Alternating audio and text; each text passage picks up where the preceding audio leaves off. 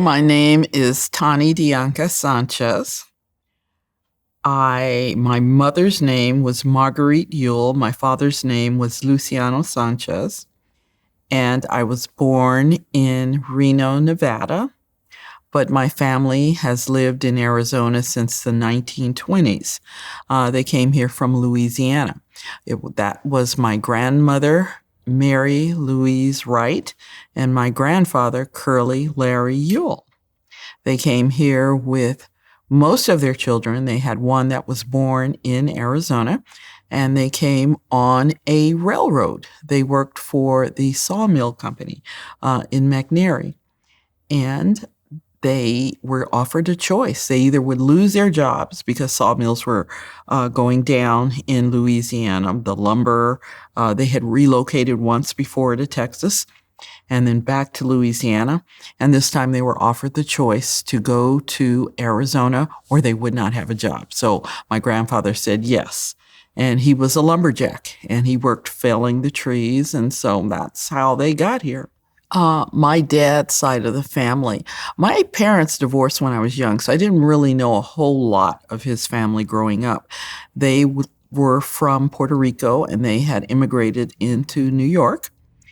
And I didn't really meet them until I was in my 30s. And that was interesting because it was a different cultural experience. My experience was definitely African American. In fact, when I look at it, sometimes I'm a little amazed. I had the whole oral tradition. I had stories going back to the Civil War. And so going to meet my Puerto Rican relatives was a little bit different. And then when I did meet them, I did what I always do, which is genealogy. And I started asking them stories. And they had some interesting stories. Now, they weren't so much focused on the African lineage, but they did have it. And they told me stories of the first African in their line, which would go back to the 1800s, who was kidnapped on aboard a slave ship, and he was sent to Venezuela. And when he was in Venezuela, he was able, according to their oral tradition, he was able to get his freedom because he could say, my name is not on the manifest. I was tricked. I was an artisan. They told me they wanted to look at my artwork. I went on aboard the slave ship, and I was imprisoned, and he was able to gain his freedom in Venezuela, according to what the uncles on that side told me.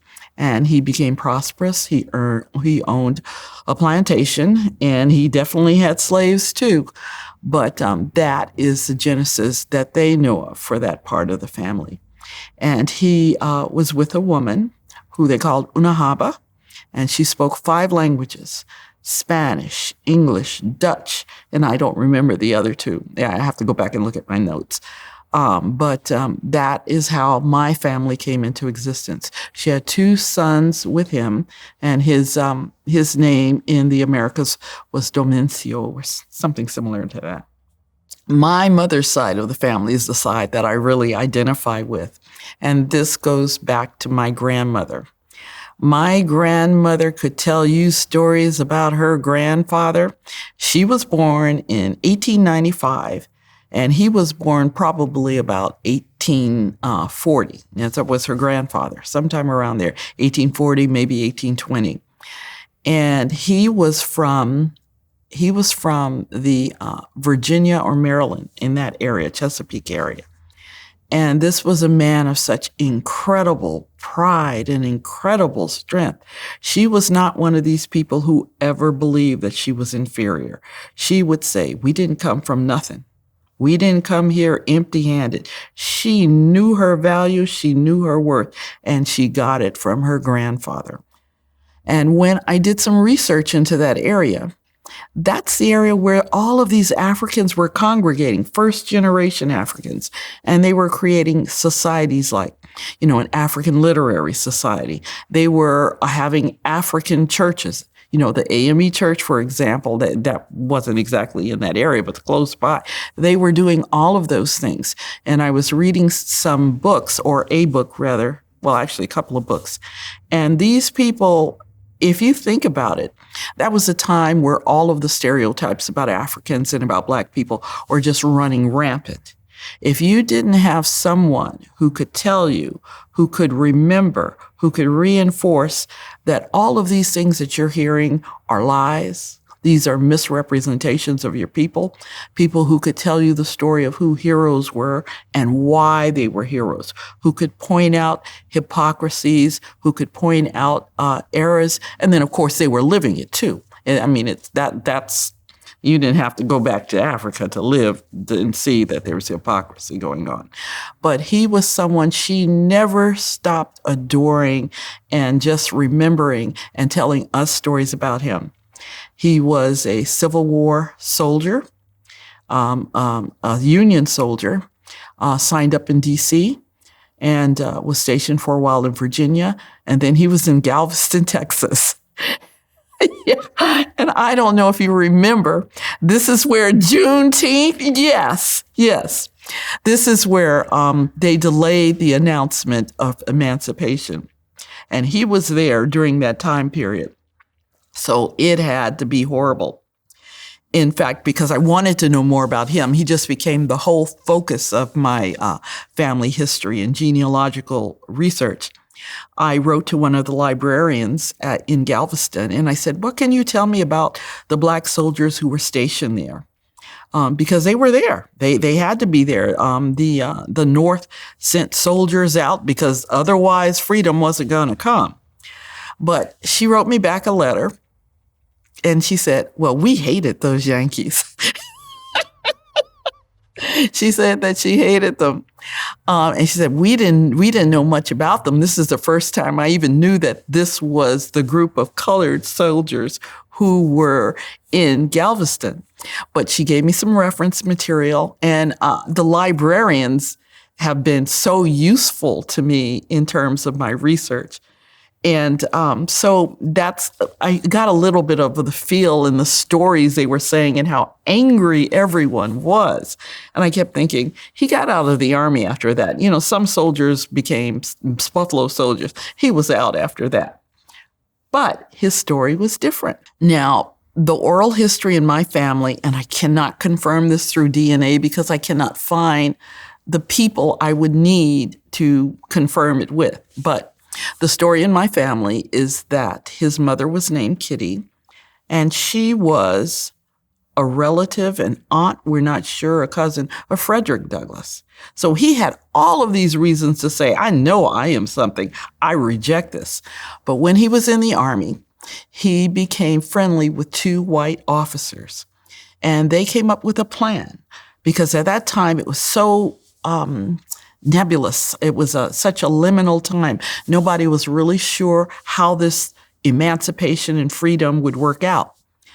And there were a lot of high hopes on the part of Black people. You know, we're going to be citizens. We will have an opportunity to own our own homes, to do things. And so he was one of them. And with these two white officers, they came up with a plan. They were going to go to Louisiana. They were going to open up a sawmill because that was the big industry. You cut the trees, you floated them down from Louisiana into Texas and other areas. And so one of the officers, the white officer's name was Keyes. All three of them went to the area that is now Lake Charles, that general area. And they opened up a sawmill. So when I was doing research about Louisiana, guess what I found? One reference to the Yankee sawmill that really did exist. It wasn't just our family history. So within a year, those two white men had left. And you can imagine all of the reasons that they would have left. They were outsiders. They were part of the Union that had won the war. And there was so much anger in that town towards Union soldiers and towards the Northerners. Incredible stories I found when doing research. They were gone. But Charles Wright, who was my grandmother's grandfather, he stayed. And he built up relationships with people. He was well respected. I mean, it's It's so counter to the things that you tend to think about. But there are all of these counter stories out there, all of these stories that don't fit the stereotypical narrative of what happened during slavery. So he stayed. He stayed, and the sawmill that was sold was bought by a man named Lemuel. Lemuel, I think it was Dees. I have to go back and look at my notes, but he bought the sawmill, and my grandmother's grandfather, Charles Wright, worked there with him. And he was not ever listed that. I could never find any listing with him as an owner.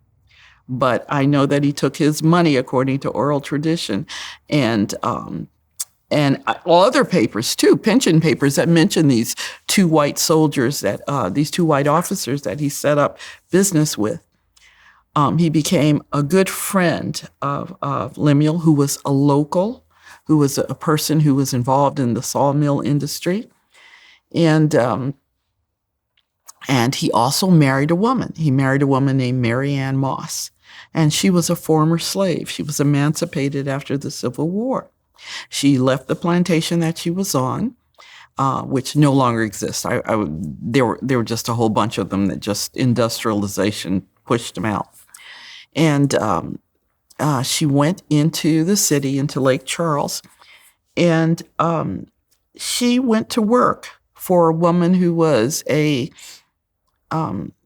interested in, well, I can't remember, what do they call them, those women who were against liquor during the Prohibition time? One of those women, suffragettes. And she went to work for her, and I don't know what all she was doing, cleaning, cooking, I have no idea. But when she was in town, this is when I believe she met Charles Wright, because he was working and going back and forth, and they fell in love and they got married. Now, Mary Ann also had her own history. During the time of the Civil War, she had been married to a man named Charles Wright. No, that was her freedom husband. She had been married to a man named George Perkins, and that was her husband in slavery.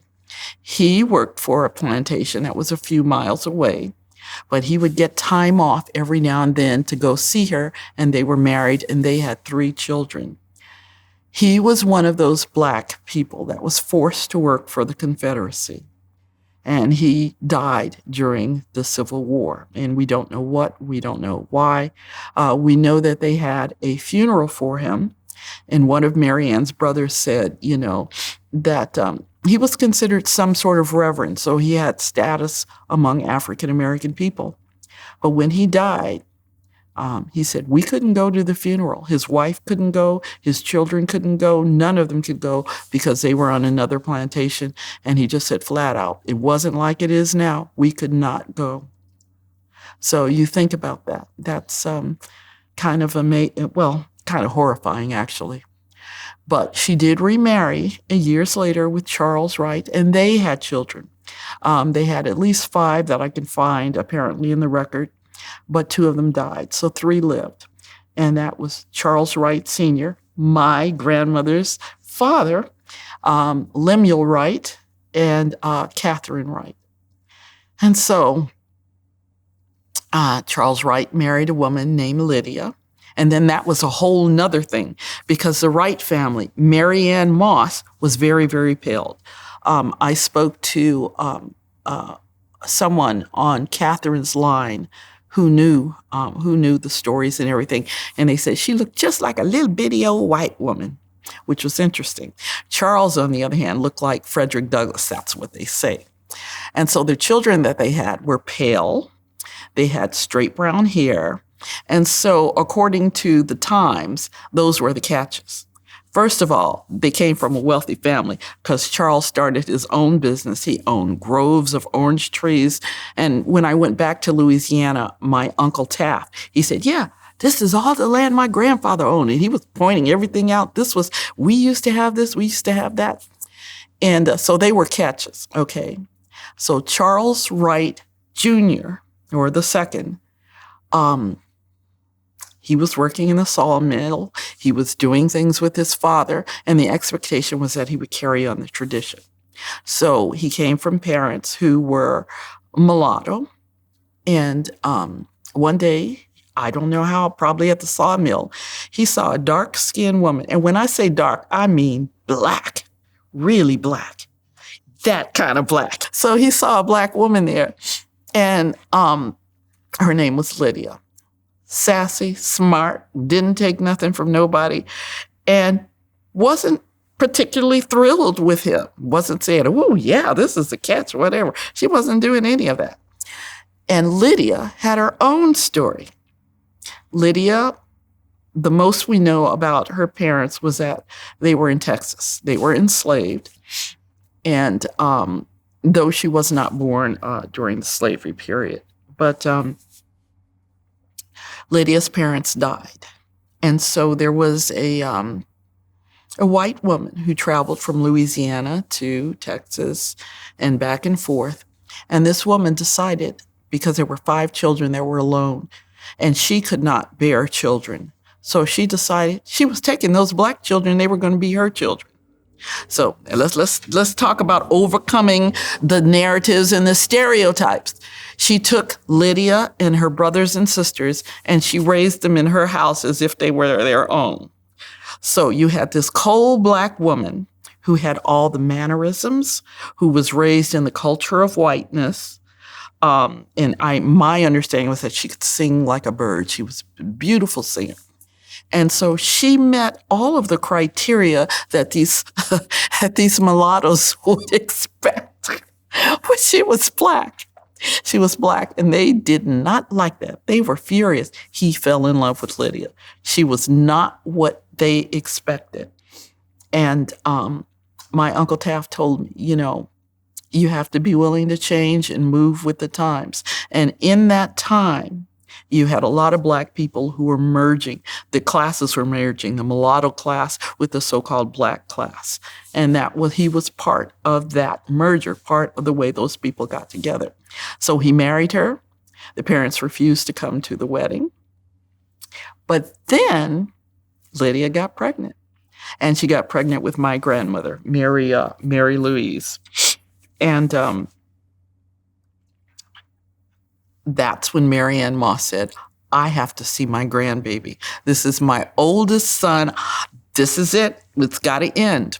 And she went down, and she took Charles with her. And they went to see Lydia and Charles II. And Charles Sr. fell in love. He fell in love with that grandbaby. My grandmother was his favorite. She was the one that would come to the house all the time, and they had a big, beautiful 2-story home. I mean, if you've ever gone and seen some of these homes that some of the black people were able to get right after the Civil War, this was a magnificent home from the way it's been described to me. It no longer exists, but it was beautiful. It was on Shell Beach. But anyway, there's a story that Marianne was very, very proper. She had been a house slave, and she knew all the manners. She knew everything. Do you eat with this fork? What is the criteria for fine china? She knew all of that, and she passed it on to my grandmother, who taught me that stuff. And, no, this can only go with that. You cannot serve this kind of drink at this kind of occasion. But anyway, so she taught her all of those things, but also the heritage of being proud of being an African American. She knew, according to family tradition, she was related to Frederick Douglass. She saw the example of her grandfather, who was able to accomplish so many things. And I believe, this is not something that came down oral tradition, but through research, I truly, genuinely believe he was attached in some sort of way to all of those Africans, first generation, who could say, we know that's a lie. We know that doesn't make any sense. We see the hypocrisy. Don't you believe all those lies you're hearing? I have no idea, no doubt about that. And so that's part of who she was. And they had a trajectory for her. Her father, Charles Wright II, decided to move his family to Lake Charles because he wanted to make sure that his children got an education. Mary Ann, I've looked at documents she signed, it's with an X because she was never taught to read and write. And he said, not for my children. and or at least the two sons, Charles II and Lemuel. I saw documents that Catherine signed, and it was with an X. So there's a little bit of that hierarchy of male, patriarchal, whatever. But he moved them to the city, and the idea was that these children were going to go as far as they could go. And so when Charles Wright II had children, that was his motivation for going to the city, that they would get an education. And the plan was that my grandmother's brother, her younger brother Taft, would become a doctor one day. Well, what happened was Charles Wright II died. And he was that push and that motivation. And Lydia, who I told you was raised by Mrs. Norris and all of that, Mrs. Norris did not believe that Black people should have an education. That meant Lydia learned to write her name. She learned to play the piano. She could sing. And the story is that it was the children, she had them singing in a chorus, singing all of the songs of the time. And they would go around from place to place to place, singing and entertaining in Lake Charles. That was the story. And Lydia took the attitude of Mrs. Norris. Black people shouldn't be learning. They shouldn't learn how to do this and learn how to do that. And she trusted white people. So you can imagine what happened. When Charles died, she needed money.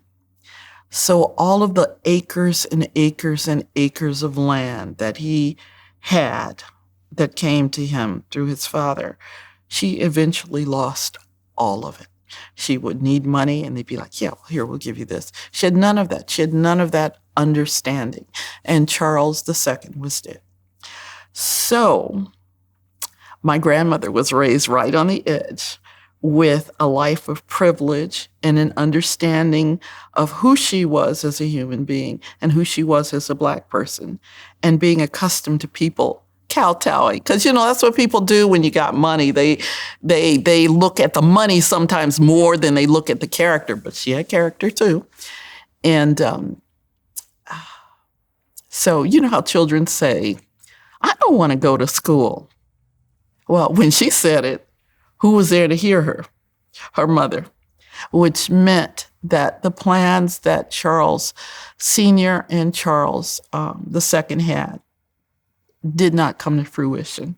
She married young, and she married a man who worked hard, but he didn't see the, different kind of cultural class. And so she married him. She told me she had 10 children with him, but those children, most of them died young, which was kind of normal. And so she had 4 girls and 1 boy. One of her girls was my mother. And they ended up coming to Arizona, working in McNairy. And then my grandmother did something. She made a decision. She decided that she was not going to let her children grow up ignorant. And that was a word she would say. You going to be ignorant? Like, well, I won't say what she said. I'll just leave it. But in McNairy, they came on a train to McNairy, Arizona from Louisiana. The train had the white people in the front, the Mexican people in the middle, and the Black folks at the end. And when you went to McNairy, they had built housing for all of the people who were coming. White folks at the top of the house, Mexican people in the middle of the mountain, and Black folks at the bottom of the mountain. And they had a church for the Black people, which was also the school. And then they had a church for the Mexicans and whites, and they intermixed. Well, the school only went up to 8th grade for the Black students. And for the Mexicans and whites, they could get that high school diploma. And my grandmother said, nope. I want better for my children. I know better. And she asked my grandfather, she did research. She said, they will accept Black children into the high schools in Tucson, Arizona.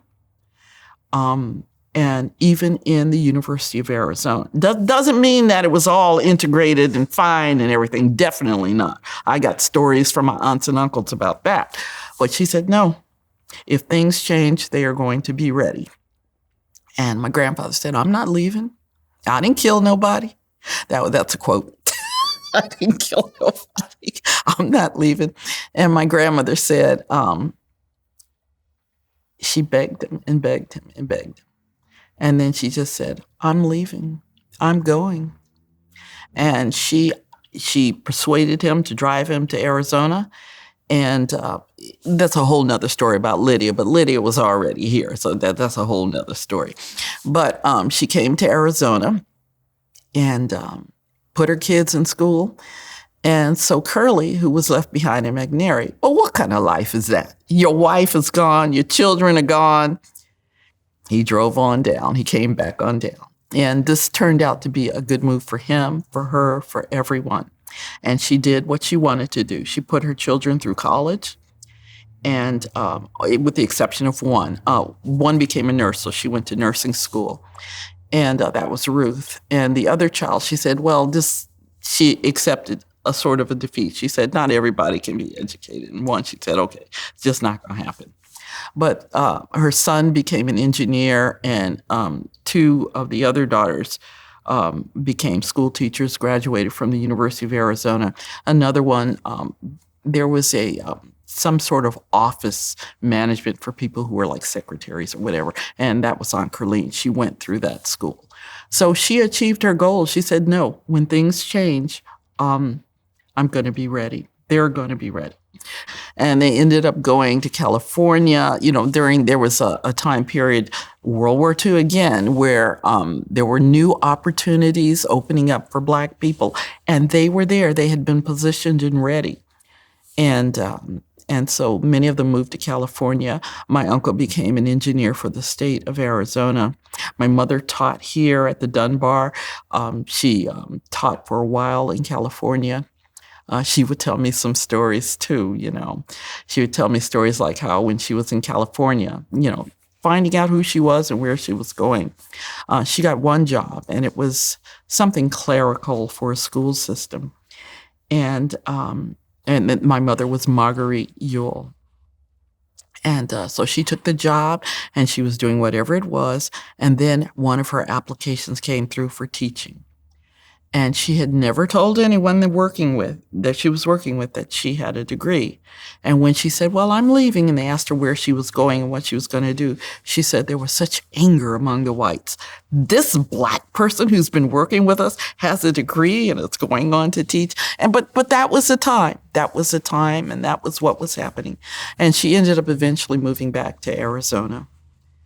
She taught at Holiday School, Holiday Elementary, which was primarily Black, and there were some Hispanic students there. And it was like a family. They would have events that would happen. Everyone knew everyone else.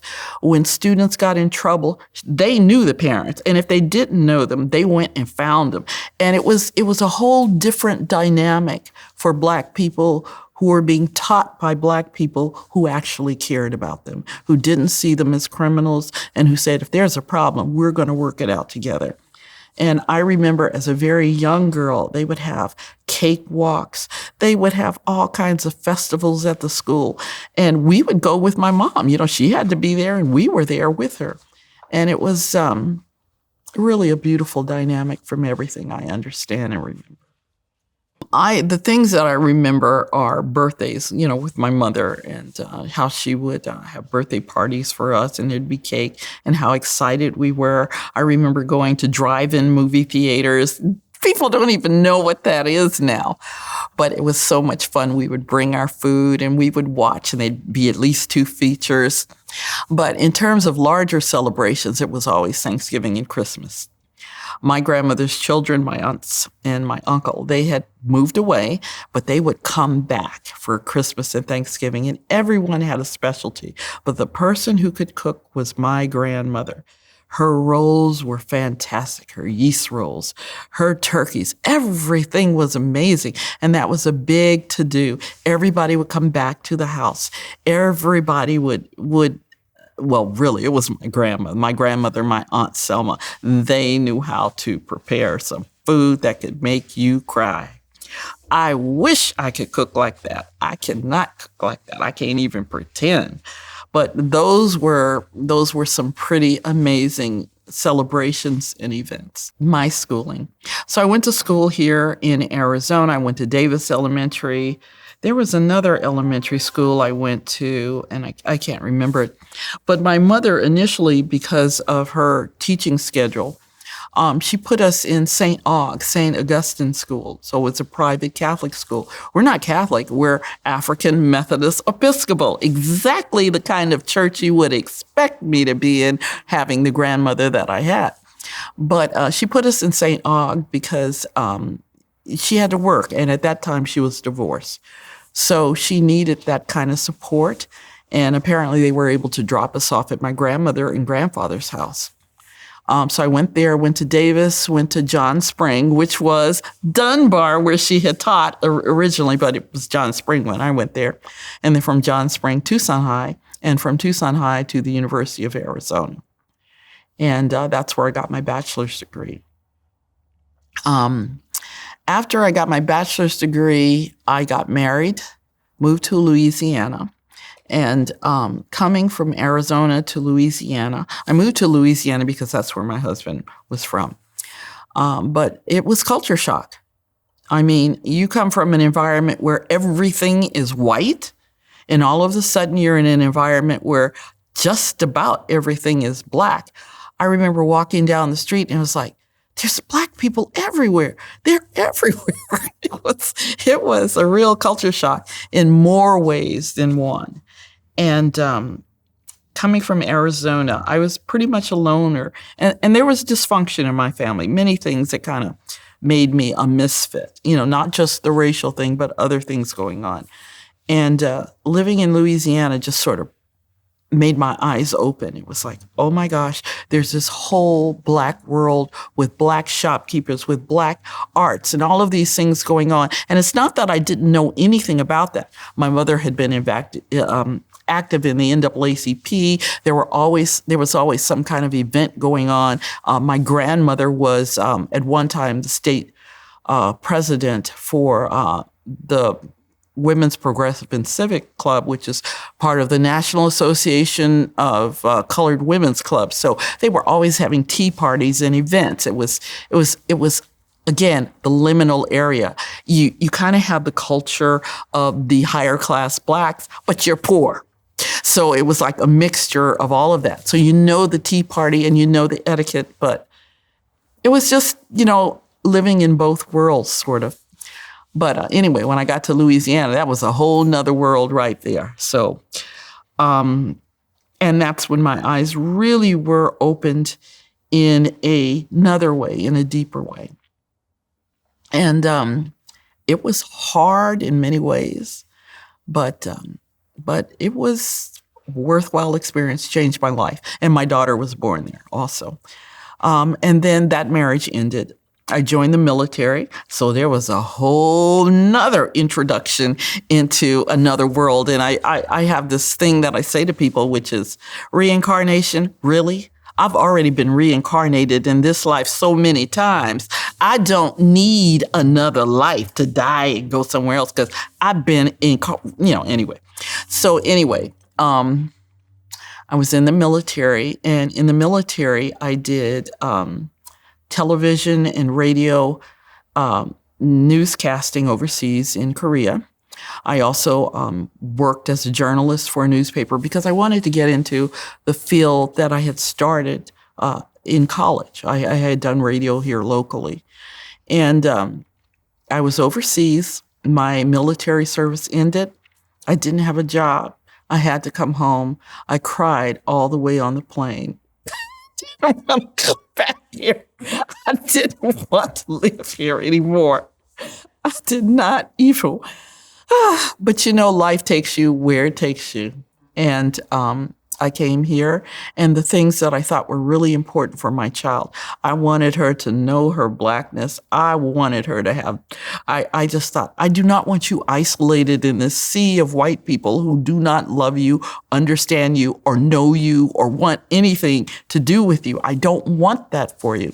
But life takes you where it takes you. That child had everything you could ever imagine. I put her in the Barbia Williams Performing Company. She had a set of Black friends. She had white friends. She was going to private school. She got scholarships.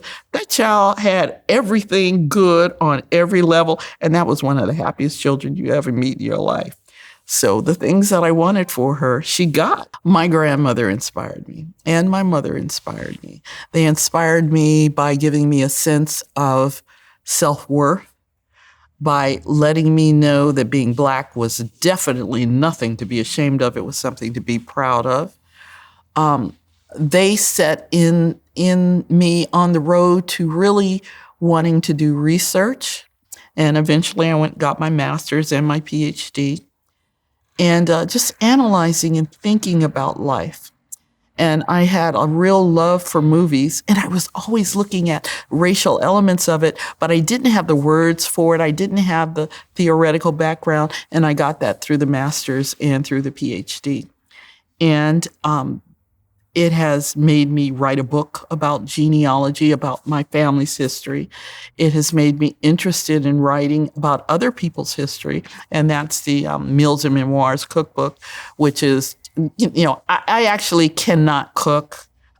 I have about 4 recipes that I do really well. And if you come over, I will serve you one of those recipes, and you will leave my house thinking, boy, that woman can cook. She can throw down. And it's like, but if you came over the next day, you'd be like, what is this? But the cookbook has histories in it, and that's the part that I think elevates it beyond just a cookbook. I mean, there are some wonderful cookbooks out there, but it talks about people in Tucson. And that's something that I'm really interested in. I have some projects in the back of my mind that I'd like to do, some people I would love to do biographies with them. But, we'll see how it works out. What advice would I give for the upcoming generation? I would say that some of the issues from way back when I was young still exist. People need to know their value, and not just because you've got some esoteric kind of philosophy about people and how we all this and we all that. They need to know their Black history. And the advice that I would give African American people is go back and do some research. You are going to be pleasantly surprised. And of course, there'll be disappointments too. But you're going to find there are people who survived in ways that will take your breath away. There will be stories of courage and heroism that will make you say, let me hold my head up and keep going. And so I would say if you're Black, you need to do that. You need to do that not because you have someone who's saying, well, of course, we think you're equal. Of course, we want you here. Of course. And there's nothing wrong with that. Nothing wrong with saying that, but it's not enough.